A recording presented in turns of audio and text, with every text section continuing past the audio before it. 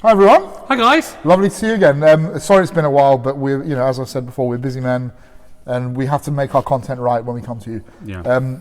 But we are back, and we have. I have watched this person for a while. You probably have as well. Yeah. We have some perfumes by Eugene. So we're talking about Les Abstraits, the first 3 fragrances at the time of recording. I don't know when I will get around to editing this and uploading it. At the time of recording, the third one isn't actually released. We were kindly sent these samples by Rich Mitch. Thanks, Rich. He sent us. Oh, thanks, Mitch. Mitch. Rich? I call him Rich, but yeah, sure. Rich Mitch. We should all know each other's names. It's terrible. Eugene. So Eugene, if you smell good. I've not actually ever spoken to him or corresponded with him. No, really. But he's someone that, I certainly, before we started doing this, I used to watch his videos. And he used to do lots with that other guy. With Christo, yeah. I used to love those vids. He's certainly part of the reason why we're doing this, why I've spent so much money on perfume. I think we've got a lot of crossover in taste. I mean, Guerlain especially. Big lovers of Guerlain, and so he kind of reached out via Rich Mitch to send us some samples of these. So awesome. Really appreciative of that. Also, the perfumer Antoine Lee. Yeah, who's fantastic. Who we recently, we've kind of spoken about him before, but we recently did an overview of Eris Parfums, which were all made by Antoine Lee. I wore Rien a few weeks ago as well, from amazing. Eldo. Yeah, another great thing. Amazing. Beautiful. Forgotten about that. So we, I think, it seems to be, it's the thing to do, isn't it now? And I suppose once you review perfume, you go further down that rabbit hole, and you think, can I start releasing perfume, like being part of the creative process? It seems to be a kind of we obviously did it with Sarah McCartney. Yeah, that was great fun as well. But Eugene's actually this is his, his whole brand, his whole kind of baby, and there's he is. I've watched some of his videos about these, and he's enormously emotionally invested. I think he's really wanted to kind of capture and communicate glimmers of himself in olfactory form. Which is a great thing, isn't it? Because so much perfume is about, a market money, somewhere, and also about just about money. Something that's really personal that says, this is part of my life. Yeah. So it's a special thing. So big one. I'm just going to... I'm going to start with a little bit of honesty. So we were sent these samples a while. We were kind of as they were released. So we got the first one, Douleur Exquise, quite a while ago. And I have to say, we'll talk about the fragrances more, and I don't want to give too much away to Joe. I received the samples, so I tested them first, and I've worn them several times, and I've got some thoughts. So Joe hasn't smelt them, but when I received Douleur Exquise, sorry, I don't want to cloud your judgment too much. No, it's fine. I will smell with a fresh. It didn't blow my mind, and that's why I hadn't spoken about it. But I would say, as we went through the next 2 releases, they resonated with me more and more. So that's why we are doing this and smelling them. Yeah. So, so far at this moment of recording, they are 2 on sale, and they are both. $240 for 100 ml, which I would say to Joe, I'm a little bit frustrated by. I quite rarely buy 100 ml bottles, and I'm a little bit surprised that Eugene has gone for this 100 ml option rather than 50 ml. I know, for instance, talking about Antoine Lee, Eris Parfums, they're all just 50 ml. And as a perfume collector, and I imagine that's probably what Eugene's aiming at. I think your perfume collector, I don't really want a 100 ml bottle. It's just a bit expensive to find. So I would have loved.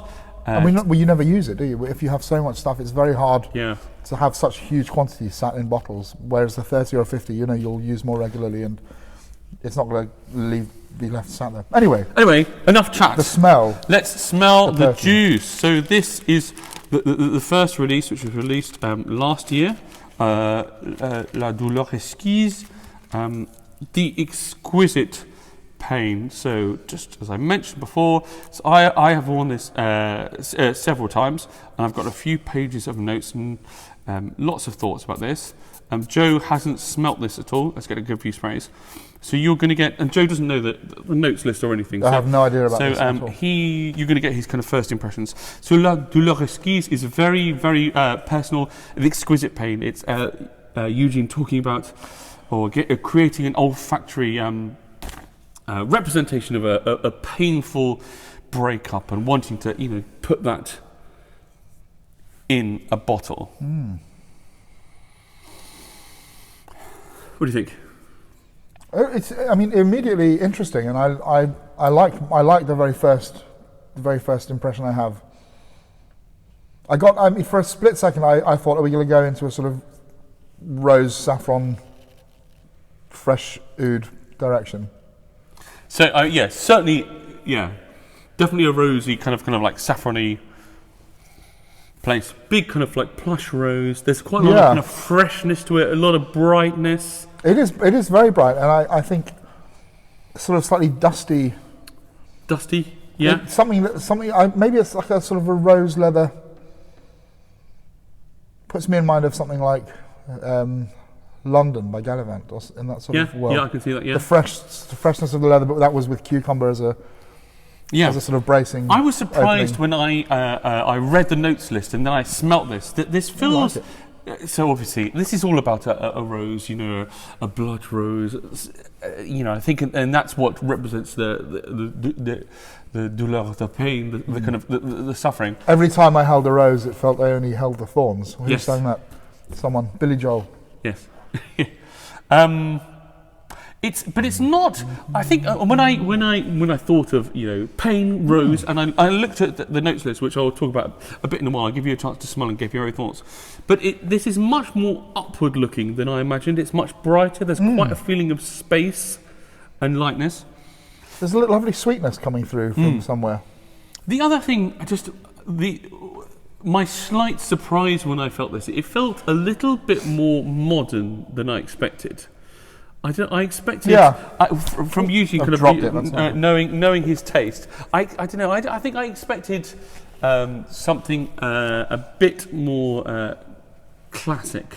And I know Antoine Lee can kind of turn his hands at different things, but he does a lot of vintage kind of inspired themed things, as well as some more modern things. But I get a sort of vintage nod, but I like the slight modernity of it.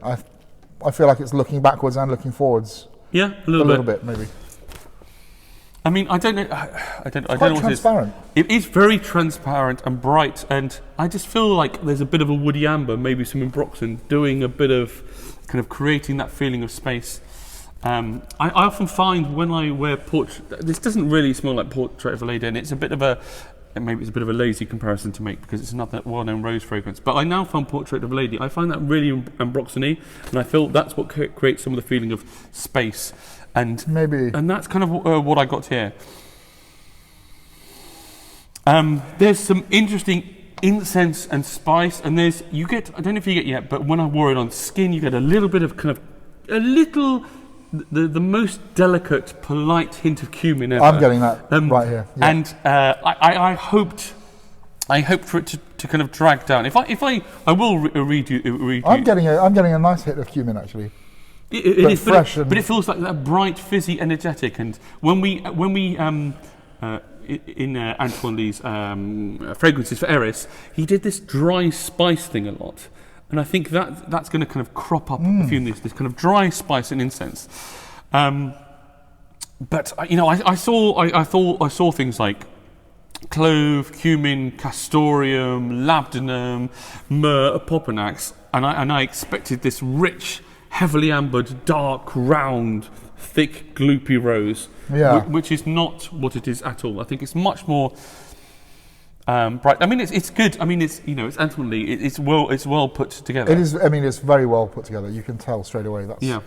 That's quality perfumery. And eventually we get to there is some patchouli as well, but it's not your big thick wet plush patchouli. It's more it's quite subtle. It's dusty, dark, bitter, and it just kind of segues from the.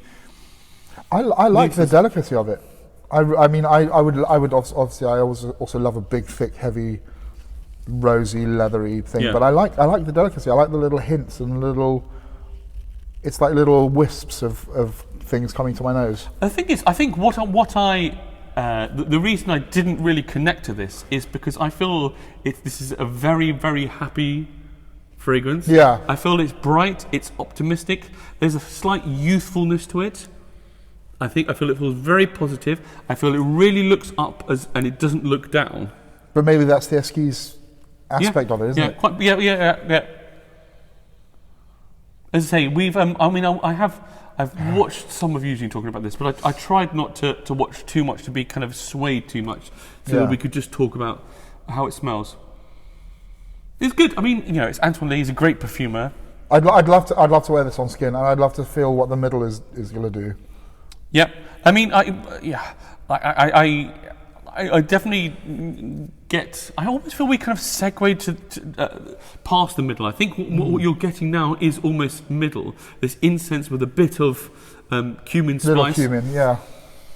I mean, and eventually, as I said, we get to this kind of dry, bitter patchouli. But I don't get a big glug of amber, which I thought I might from Labdanum and Popinak's Myrrh. I don't really get that. I felt the ending of it is drier and slightly bitter patchouli, little hint of cedar. The Labdanum, the only thing of Labdanum I would get is that slight sweetness, sort of sweetness just creeping. But it's, I don't know, it's just the thing which is that isn't appealing to me. There's just something, and this is my taste. There's something which just feels a little bit modern, ambroxany. Yeah. Woody amber. It's good, but as I said, if when I just received this fragrance, I thought it's great, it's interesting, but it didn't interest me enough to suggest we kind of reviewed it. So, but I mean, at this stage, I like it, but I don't. It's not something I would rush out to buy. Let's necessarily. put that there. Should we move on to? I will wear it on skin. Le Belle Ame. So that's the beautiful soul. So this is his. I suppose he's kind of moving on from the kind of the breakup. Kind of finding himself, spending time with himself, and positivity and happiness with that. So, again, moving on up. You know that. I do. Yeah. I'm not going to say. Just. I'll give you. I won't say anything more. Okay. Oh. Yes.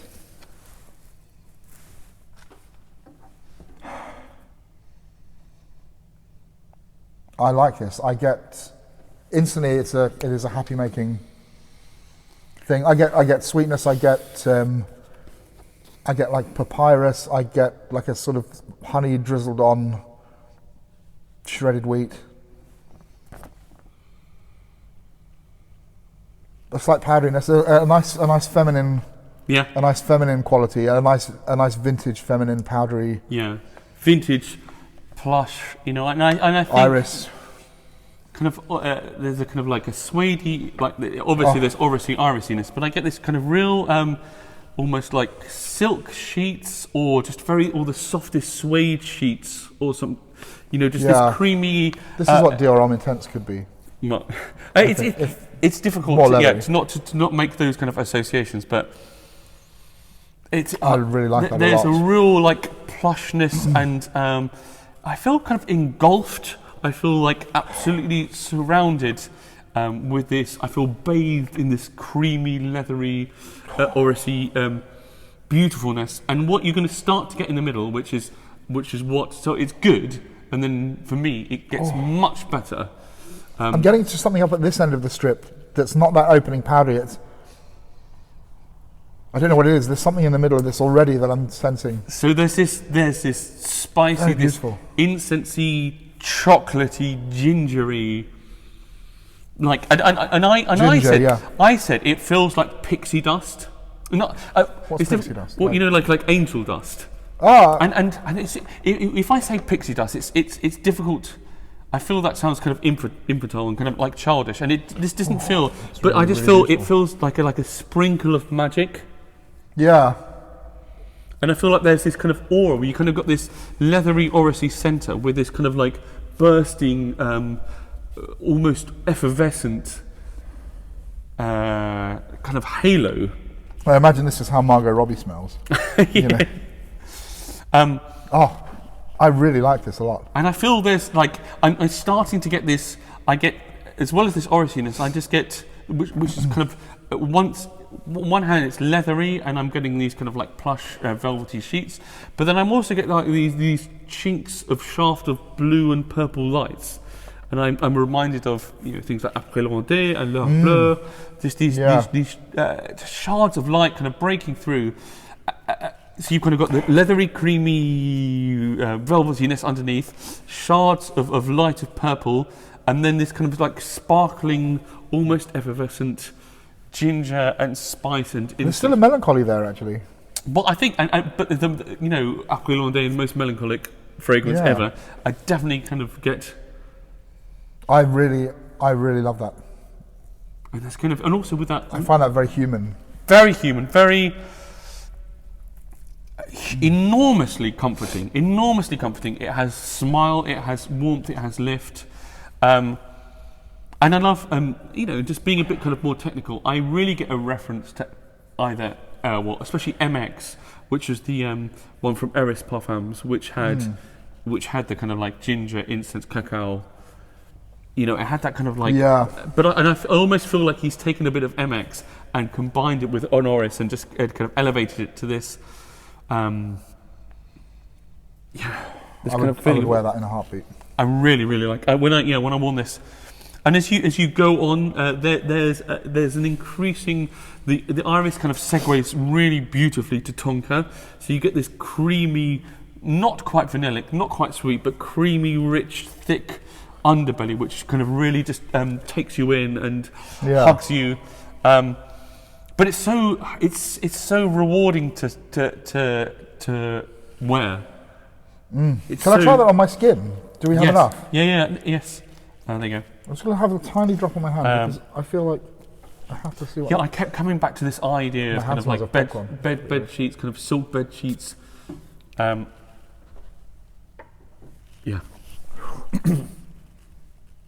And slightly boozy. I mean, I know there's alcohol in there, but there's a boozy quality to that as well, like chocolate liqueurs. I mean, that's a really interesting one. Almost Coromandel-y, kind of boozy. Yeah. Wow, that's really, really. It's really, really good, isn't it? Yeah, I like that a lot. For me, it's just wearing it. It was a completely different level to Douleur Exquise. And I just, I really, for me, the kind of storytelling with this, it just really worked. And we referenced a few other fragrances, but this really felt like I'd not quite felt this. I had this olfactory experience before. Right. I think I would definitely buy that. Should we move on? Because. So that one is available.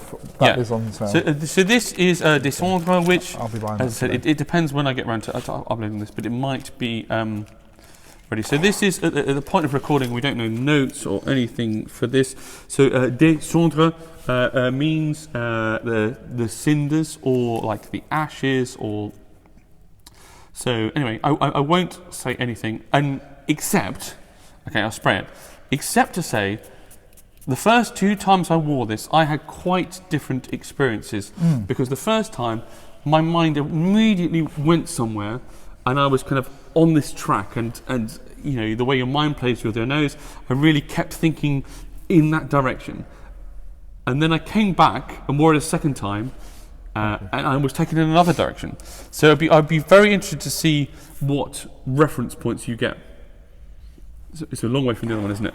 Yeah.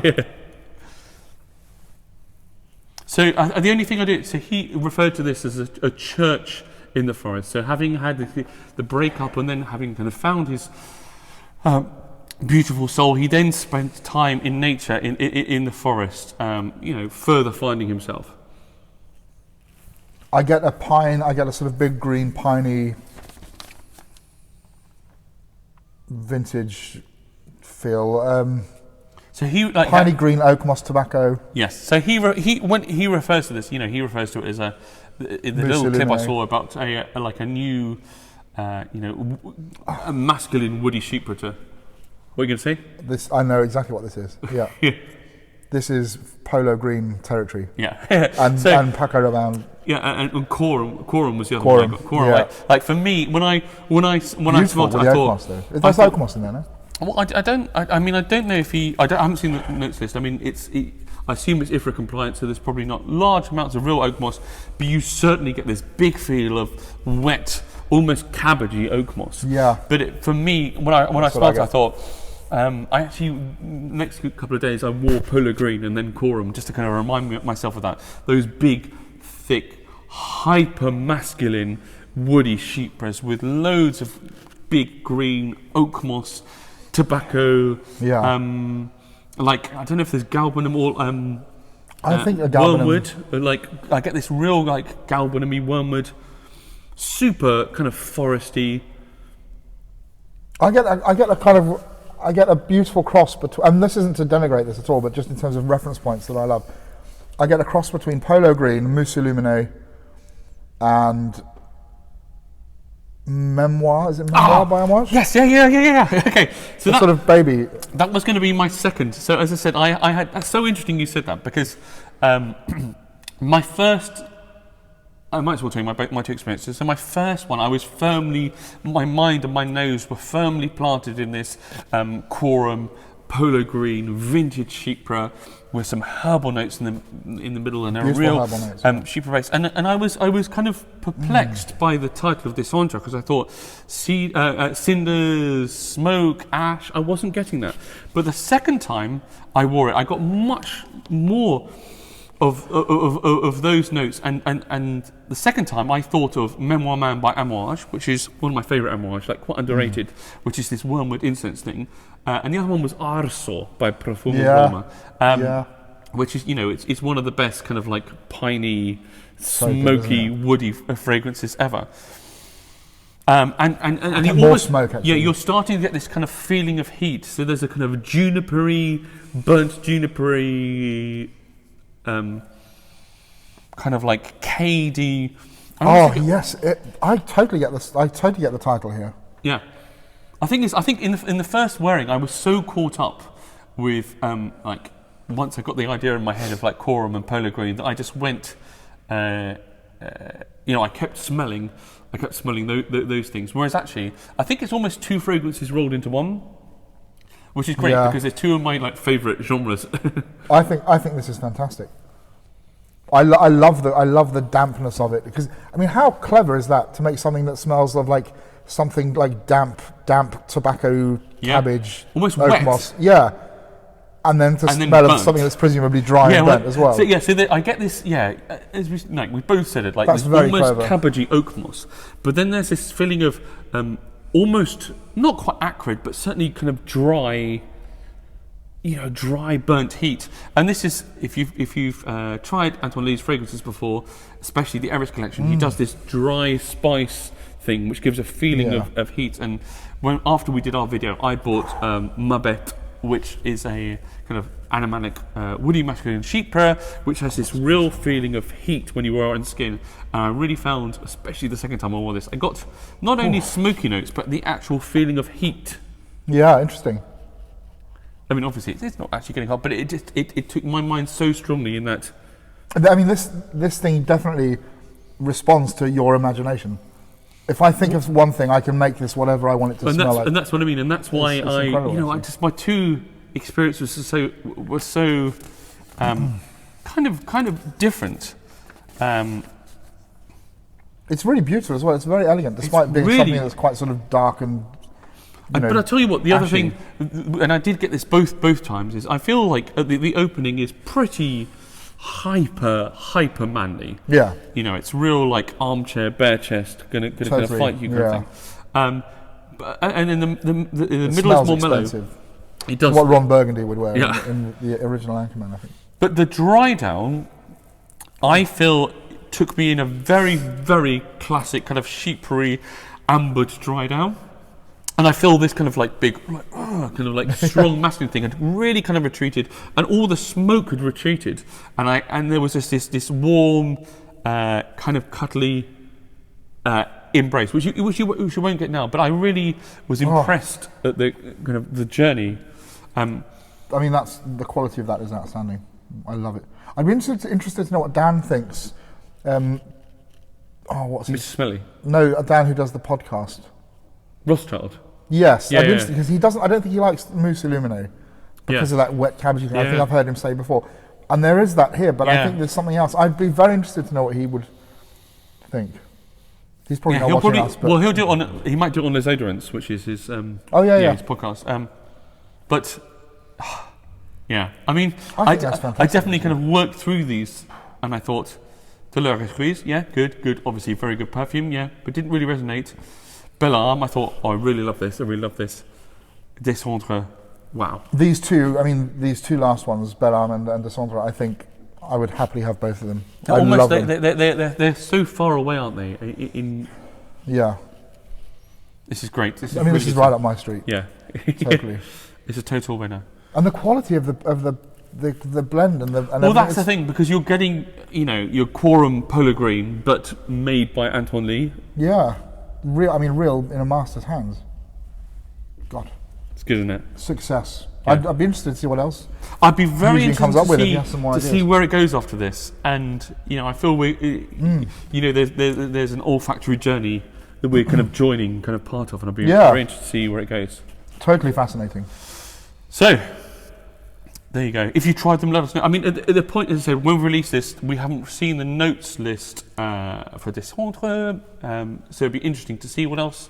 And also, I purposely tried to not watch his videos in too much detail, because I just thought it's quite nice to make up our own opinions. You want to have a fresh take, don't you? God, that's so beautiful. It just doesn't that just make you feel joy in your heart? It's absolute magic. And I don't know. There's several artists like Dior or Iris Nazareth, fragrances like that, which I thought they're really, really great, but they don't quite do it. Whereas I really feel this is kind of next level. It's just so balanced and blended and warm and comforting. Gorgeous. Yeah. Absolutely fantastic. I love all three of them, to be honest. The first one, I can see why compared to the other two. Yeah. I can see why. I mean, it's not the first one. I don't know. I get that kind of Ambroxany, it feels very modern. It's a bit dipping your toe in the water. I wonder if it was a bit playing a bit safe. Maybe. Anyway, don't play safe. Go big or go home. Yeah. Thank you, Eugene. Thank you, Mitch, for forwarding these samples. Right. If you've tried these fragrances, let us know. But until next time. Bye. Happy sniffing.